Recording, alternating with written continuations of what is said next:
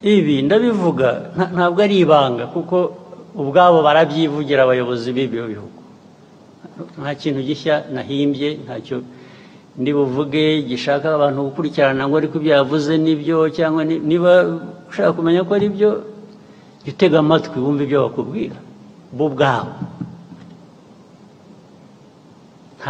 ntabwo rero twajya gushakisha ahandi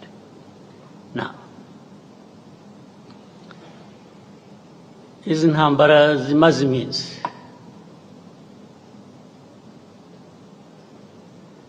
icyambere nagira ngo rwose mbisubiremo mbivugira aha mwumva uzi ko wumva ko nshobora no kuba mbeshya ampakanye rwose ndishimana ntagira umupaka tubivuze kenshi tubibwiye abantu benshi barabizi ntibabihakana ariko bakabivaho bakajya ku bindi iyi ntambara yo muri Congo mureba ntabwo yatangijwe n'u Rwanda ntabwo yaturutse mu Rwanda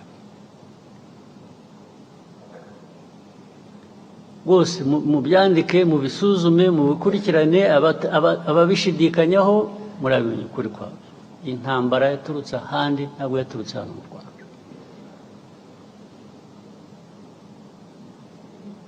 aho handi sinirwa mpasubiramo narahavuze sinirwa nongera kuhasubiramo yaturutse kuri Congo ariko turuka n'ahandi uko babigenje hagati yabo ibyo ntabwo bindeba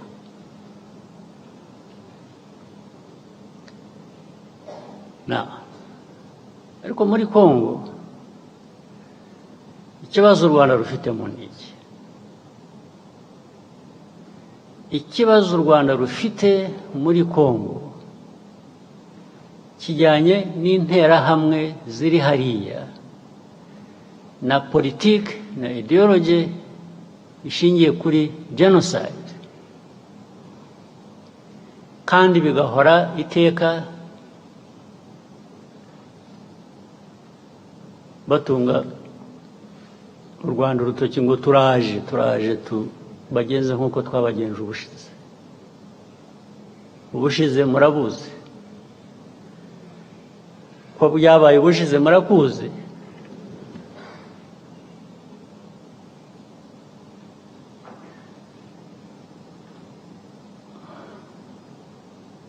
sinzi niba mutegereje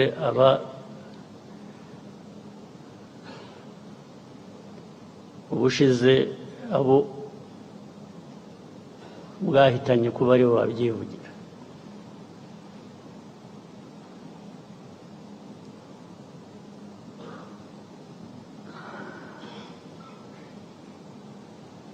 ibyo rero nabyo bikongera ibyo navugaga bituruka hanze bikaba ko turi muri Congo gushaka amabuye y'agaciro ko aricyo gituma dufitanye ibibazo na Congo bikaba ko u Rwanda rwacu ari rutoya dushaka kujya muri Congo kugira ngo turwagure impamvu zikaba nyinshi bakahimba impamvu ariko bakanyura iruhande rw'ikibazo kimwe bazi nabo bagizemo uruhare kijyanye n'interahamwe ziri hariya muri Congo interahamwe zari zaratujwe interahamwe zahawe imbunda zigisha ari abari basanzwe babizi abashya bagirwa ingabo za Congo cyangwa se ku rundi ruhande birakora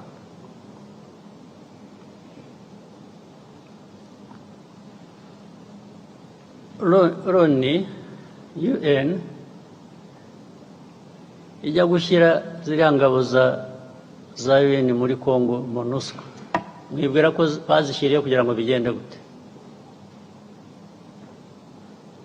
kuki barinze gushyirayo ingabo za Loni muri Congo. Ariko kugeza n'ubu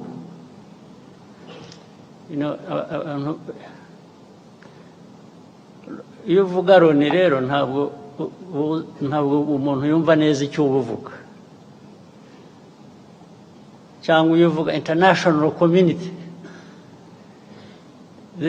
whether UN or international community, they more or less add up to nothing.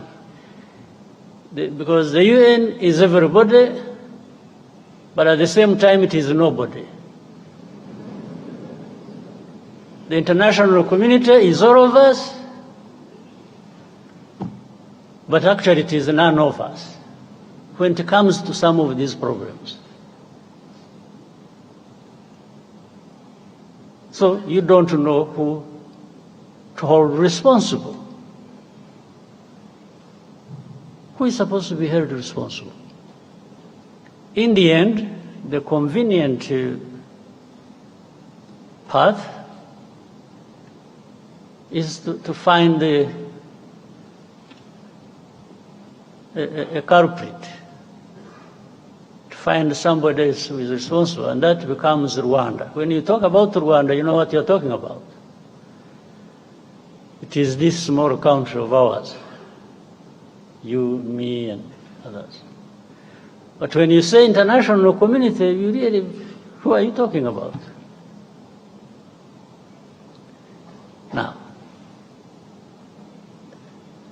that force was put there. I just use a simple explanation, try and cut the long story short.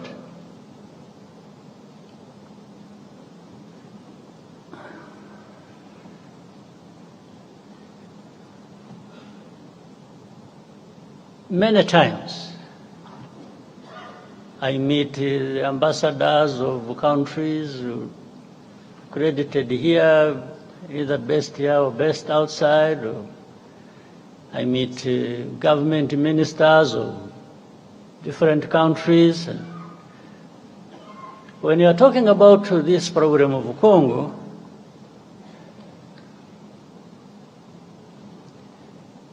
one of the many questions they ask is always, how many Interahamwe are there in Congo? How many FDLR? In other words, what they are trying to say is, you have turned it into such a big problem when actually they say some of them are old. They are 90 years old. Say, but if you are saying they are 90 years old, it means they are there.